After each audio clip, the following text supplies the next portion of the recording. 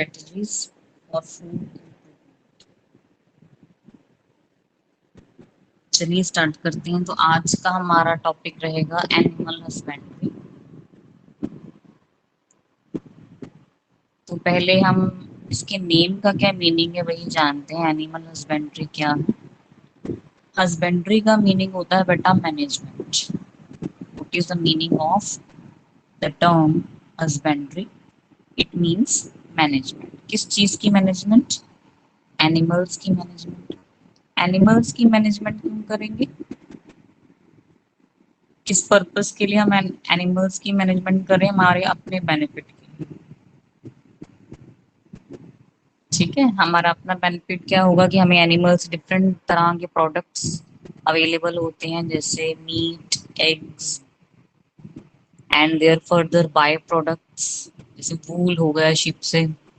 इस तरह से तो जितने भी प्रोडक्ट्स हमें एनिमल से मिलते हैं उसकी मैनेजमेंट करने के प्रोसेस को बोलते हैं एनिमल हस्बेंड्री, ताकि हमें मैक्सिमम प्रोडक्ट्स मिल सके एनिमल से। That particular process is known as animal husbandry. Mostly farmers जो हैं, इस जो ये पर्टिकुलर एनिमल हस्बेंड्री का प्रोसेस है, फार्मर्स इसको ऑप्ट आउट करते हैं। व्हाई?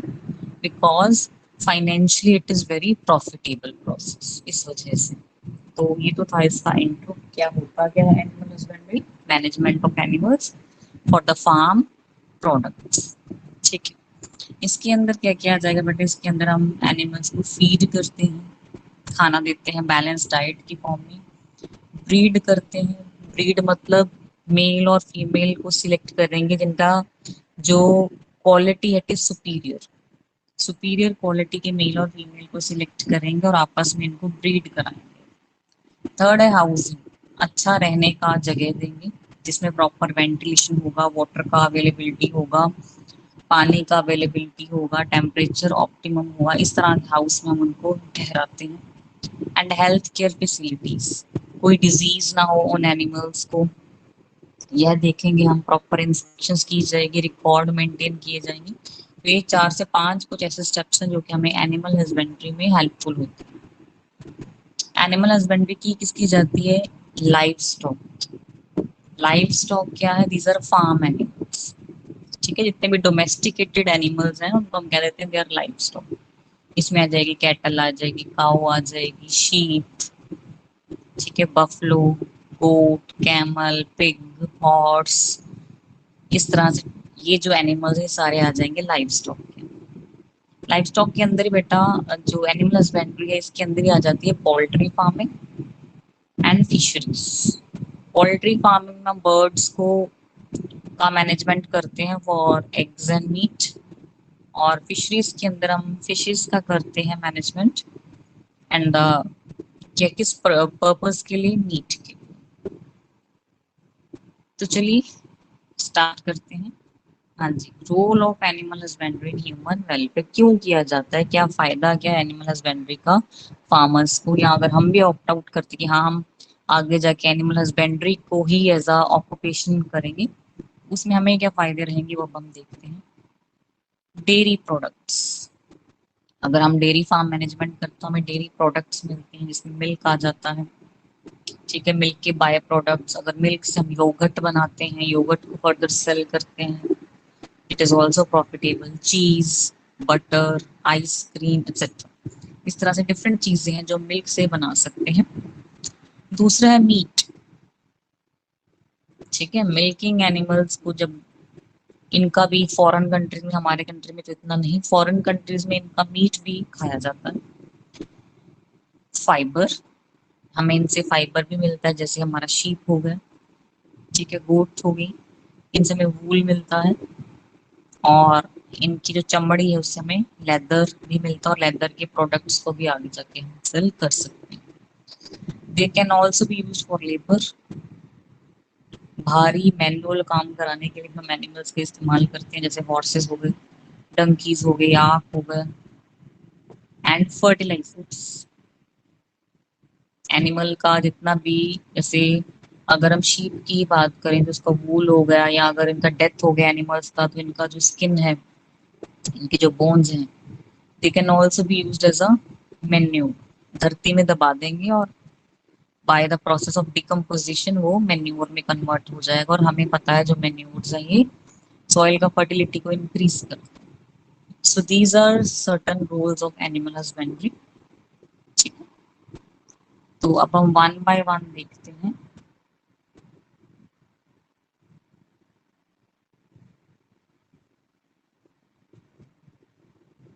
इनके डिफरेंट टाइप्स।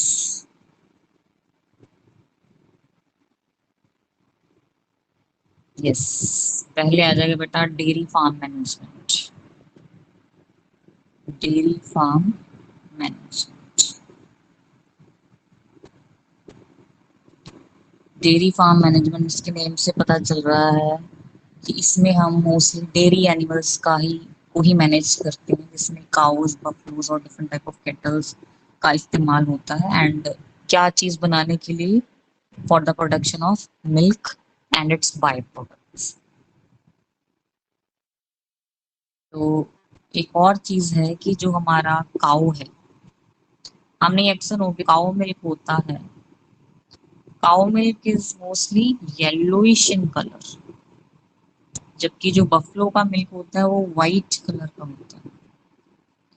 तो इसी इनके कलर के डिफ्रेंसिएशन से भी हम पहचान सकते हैं कि काऊ मिल्क कौन सा है और बफलो मिल्क कौन सा है। लेकिन आ, हमारे दिमाग में ये भी एक बात आती है कि आफ्टर ऑल काऊ का मिल्क येलो क्यों है, क्या रीजन है इसके पीछे? तो बेटा रीजन एक ही है कि जो काऊ मिल्क होता है इसके अंदर एक पिगमेंट होती है, and that pigment is carotene. Carotene pigment का की प्रेजेंस की वजह से जो काऊ मिल्क है it is yellow in colour. और अगर हम काऊ मिल्क से घी बनाते हैं, ठीक है, हमें पता है जो घी है ये मिल्क से ही बनता है, तो अगर हम काऊ मिल्क से घी बनाते हैं तो उसका भी जो कलर है, काऊ मिल्क से अगर हम घी को बनाते हैं तो उसका जो कलर है it is yellowish in colour. वो येलो कलर क्यों होता है? अगर हम काऊ को ग्रीन फॉडर से फीड कराएं, हरा चारा अगर जितना ज्यादा हम काऊ को खिलाएंगे उतना ज्यादा ही जो काऊ का घी है वो उतना ज्यादा ही येलो रहेगा। अगर हम काऊ को सूखा चारा खिलाते हैं तो उससे जो घी मिलता है हमें वो येलोइश कलर का नहीं होता, ब्राइट येलो कलर का घी हमें काऊ से तभी मिलेगा अगर हम उसको हरा चारा खिलाते हैं।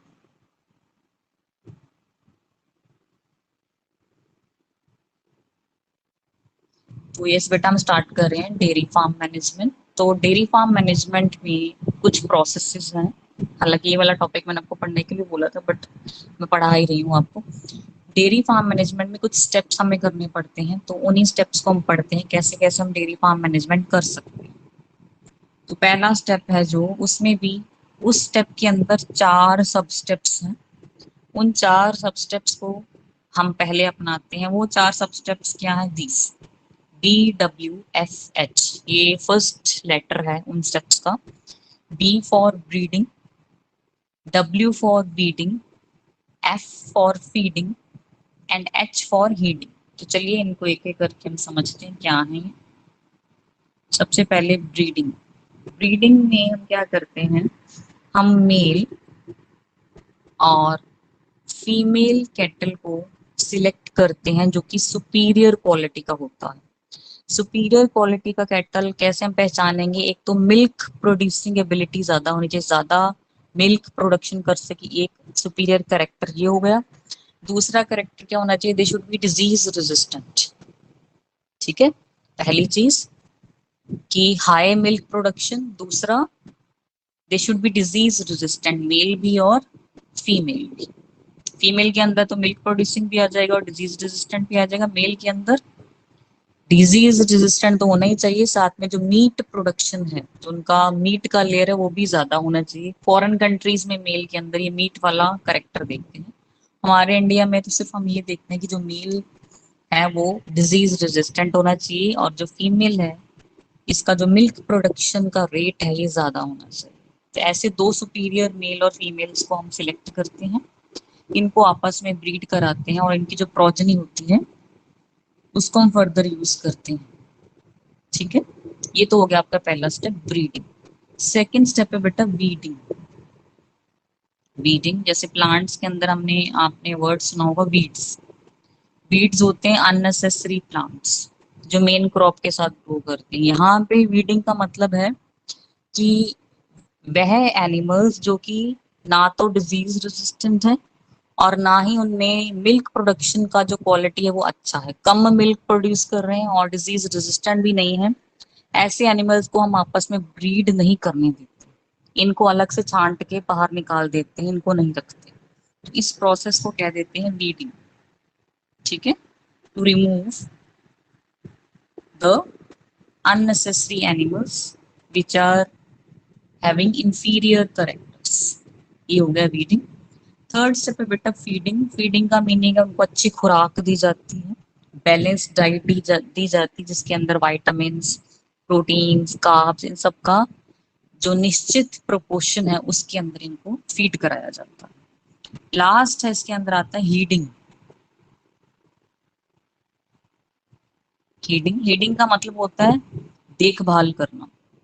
जो हमारे जितने भी लाइव स्टॉक है उसकी हम देखभाल कैसे कर रहे हैं। एक तो उनको रहने का सही जगह देना चाहिए जिसमें प्रॉपर वेंटिलेशन हो, वाटर का जो है सोर्स होना चाहिए, पानी पी सके, एयर का सोर्स होना चाहिए, लाइट का सोर्स होना चाहिए।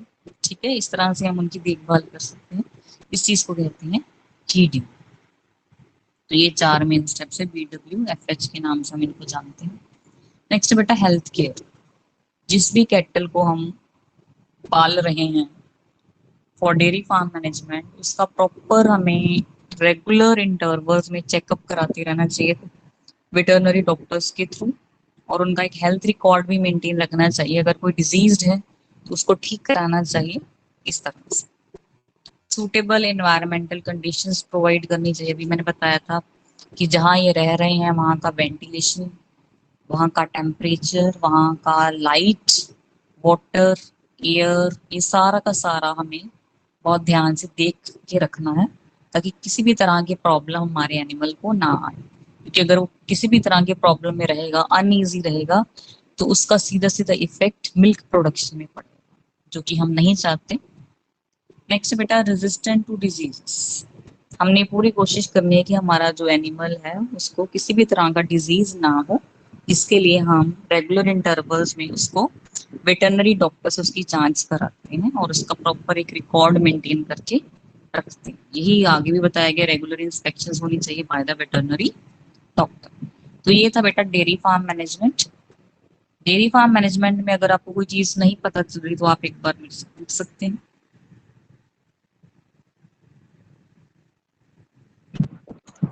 मैम आगे समझ में। हाँ, एक चीज और आपने मेंटेन करके याद करके रखनी है जो कि आपको नीट के एग्जाम में भी आ सकता है कि जो डेयरी फार्म मैनेजमेंट है इसमें हम मिल्क को बेसिक प्रोडक्ट जो हमारा होता है वो मिल्क होता है, मिल्क एंड इसके बाय प्रोडक्ट्स। तो इसको बोला गया है, इसको क्या कहा गया है, वाइट रेवोल्यूशन। ठीक है, ये आपने याद रखना है डेयरी फार्म मैनेजमेंट में, क्योंकि जो बेसिक प्रोडक्ट हम उत्पन्न कराते हैं वो होता है मिल्क। मिल्क का कलर व्हाइट है, इसीलिए इस चीज को बोला गया है व्हाइट रेवोल्यूशन। और हमारे इंडिया के अंदर जो व्हाइट रेवोल्यूशन है, इसके फादर जो है, father of white revolution in India is Verghese Kurien. Verghese Kurien, ये आ सकता है आपको एग्जाम में। Who is the father of white revolution in India? It is Verghese Kurien. Kurien. Next बेटा हम स्टार्ट कर रहे हैं पोल्ट्री फार्म मैनेजमेंट। पोल्ट्री का मतलब होता है बर्ड्स। तो हम यहाँ बर्ड्स का पालन कर रहे हैं, बर्ड्स को मैनेज कर रहे हैं। क्यों कर रहे हैं? क्योंकि हमें उनसे कुछ फायदे लेने हैं। फायदे किस रूप में लेने हैं? हम बर्ड्स का पालन इसलिए कर रहे हैं, हमें उनसे चाहिए एग्स एंड मीट।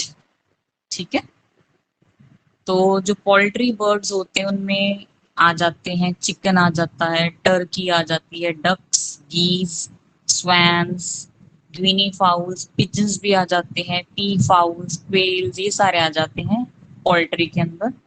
लेकिन हमारे इंडिया में पोल्ट्री फार्म मैनेजमेंट में सबसे फेमस और सबसे कॉमन जो है चिकन।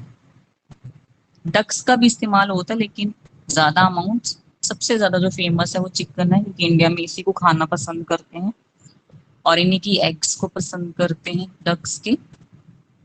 तो चलिए पढ़ते हैं इसको कैसे करना है, कैसे किया जा सकता है। अगर हमने कल को ये खोलना हो अपने लिए तो हम पोल्ट्री फार्म मैनेजमेंट किस तरह से कर सकते हैं। ये भी कुछ स्टेप्स के अंदर ही होता है। तो पहला स्टेप है कि हमें इस तरह के ब्रीड्स, बर्ड्स के ऐसे ब्रीड्स को सिलेक्ट करना है जो डिजीज फ्री, उनको कोई भी डिजीज ना हो और वो सुपीरियर क्वालिटी के हों। ठीक है, दे शुड बी डिजीज रेजिस्टेंट। दूसरी चीज, सुपीरियर क्वालिटी की हो। सुपीरियर क्वालिटी का मतलब है कि एग लेइंग प्रोडक्शन ज्यादा हो, या फिर जो मीट का लेयर होता है उनकी बॉडी के अंदर वो मोटा हो। ठीक है, तो सुपीरियर क्वालिटी और डिजीज रेजिस्टेंट होना इनका जरूरी है।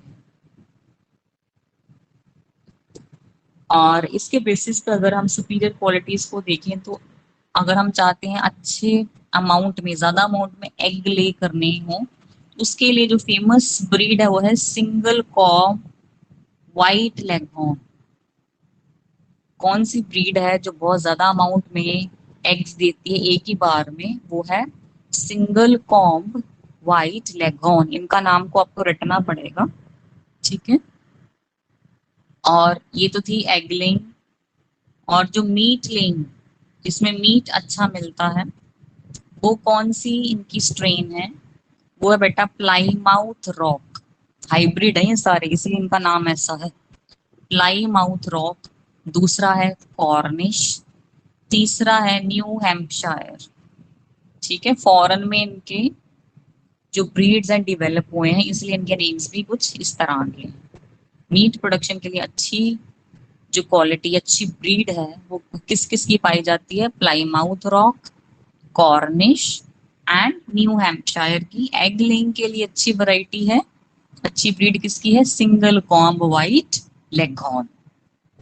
ठीक है, तो पहला स्टेप हमारा यही था कि हमें अच्छी वाली ब्रीड को सिलेक्ट करना। दूसरा स्टेप क्या है, ब्रूड हाउस, जहां ये रहते हैं। ठीक है, जहां जो भी इनका ब्रीडिंग हाउस है, ब्रूड हाउस है, it should be crowd free. ये ना हो कि खचाखच भरा हो, ऐसा नहीं होना चाहिए। क्राउड फ्री होना चाहिए, खुला होना चाहिए। It should be rain proof, बारिश आए तो इनका बचाव हो सके। It should be protected from the predators, इनके शिकारियों से इनका बचाव हो सके, क्योंकि बर्ड्स हैं तो बिल्ली बिल्ली ये सारी चीजें, कैट्स वगैरह इनको खाना पसंद करती हैं। तो जालीदार होना चाहिए इनका घर। और वेंटिलेशन का भी प्रॉपर मैकेनिज्म होना चाहिए, छोटे छोटे से रोशनदान होने चाहिए। ठीक है,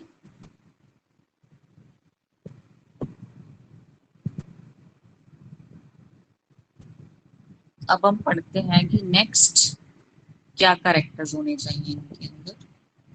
हाँ जी बेटा, सैनिटेशन एंड हाइजीन। जिस भी जगह पे हम इनको रख रहे हैं वहां प्रॉपर सैनिटेशन हो, मतलब क्लीन हो। अगर वो अनक्लीन रहेगा तो हाइजीनिक नहीं रहेगा इनके लिए और डिजीज हो सकते हैं इनको। इसलिए पूरी तरह से क्लीन होना चाहिए, डिसइंफेक्टेड होना चाहिए, रोज उस जगह की सफाई होनी चाहिए। Care of chicks during the brooding, जब वो उनकी ब्रीडिंग हो रही हो और जब वो अंडों को सेकते हैं, हमें पता है फीमेल जो है अपने अंडों को सेकती है, उस टाइम पे भी जो चिक्स हैं, जो छोटे छोटे से चूजे आते हैं, इनकी प्रॉपर केयरिंग होनी चाहिए। इनकी डाइट की फॉर्म में हम केयर करते हैं। जैसे ही नए छोटे छोटे से चूजे आते हैं तो इनको मीठा पानी दिया जाता है पीने के लिए, मदर को भी। ठीक है, मीठा पानी गुड़ वाला पानी होता है, 50 ग्राम गुड़ को हम 1 लीटर पानी में घोल के इनको देते हैं। तो इनिशियली तो हमें इनको ये डाइट देनी पड़ती है मीठे पानी वाली। और 24 से 28 घंटों के जब ये होते हैं तो हमें इनको मेज का दलिया देना चाहिए खाने के। ठीक है, मेज दलिया देना देना चाहिए। और उसके बाद हम जो नॉर्मल इनका फीड होता है वो देना स्टार्ट कर सकते हैं आफ्टर 28 आवर्स। जो चिक फीड होती है, नॉर्मल बैलेंस डाइट होती है, इसके बाद 28 घंटों के बाद ही हम इनको वो दे सकते हैं। ऐसा जब ये नए नए चूजे आते हैं तो हमें इतना थोड़ा देख के, देखभाल करके ऐसा डाइट हमें इनको उपलब्ध कराना चाहिए। नेक्स्ट बेटा, फीड मैनेजमेंट। जब ये चूजे बड़े होने लगते हैं तो हमें प्रॉपर बैलेंस डाइट इनको देना चाहिए। प्रॉपर रेशियो में प्रोटीन्स, कार्ब्स, फैट्स और मिनरल्स हमें इनको प्रोवाइड करानी चाहिए। Light management, proper light facilities होनी चाहिए, ठीक है, क्योंकि हमें पता है कि जो मदर होती है वो जब अंडों को सेकती है तो उसको जो रोशनी है वो चाहिए होती है, 14 से 16 घंटे तक की रोशनी इनको चाहिए ही है, ठीक है। समर मैनेजमेंट, क्योंकि बर्ड्स हैं, फेदर्स हैं इनके ऊपर, तो विंटर्स में तो ये अपना बचाव कर सकते हैं, फेदर्स एज इंसुलेटर काम करते हैं, लेकिन गर्मियों के टाइम इनको थोड़ी दिक्कत आती है क्योंकि इनकी बॉडी पे स्वेट ग्लैंड्स नहीं होती, तो पसीना इनको नहीं आता, तो बहुत सेंसिटिव होते हैं ये हीट के प्रति।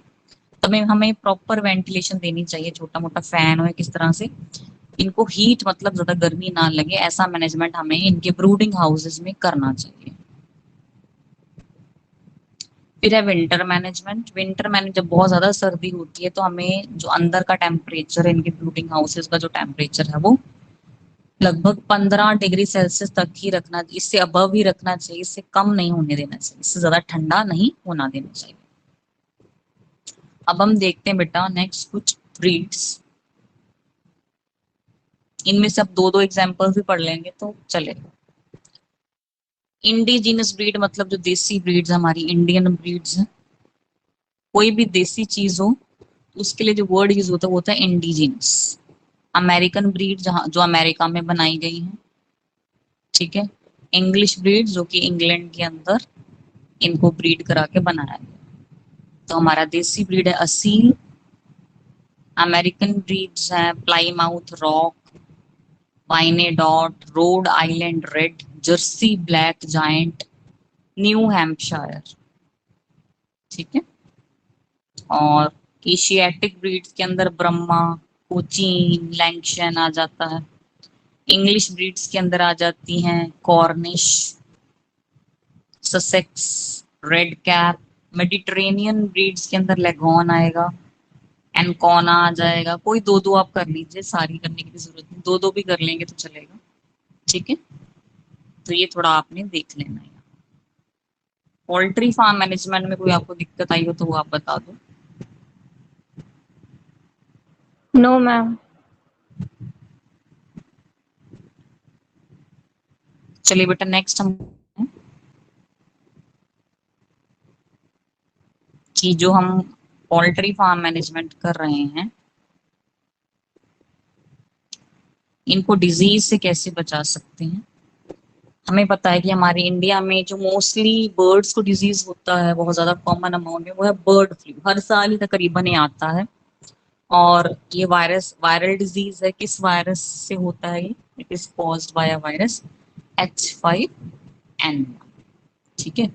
सिम्टम्स क्या होते हैं जब भी बर्ड फ्लू होता है बर्ड्स को हम कैसे पहचान सकते हैं कि जितने भी सिक बर्ड्स हैं इनमें इन्फ्लुएंजा के सिम्टम्स आने स्टार्ट हो जाते हैं, आईज से और नोज से इनके वाटर ड्रॉपलेट्स आनी स्टार्ट हो जाती हैं, लिथार्जिक होते हैं, ठीक है।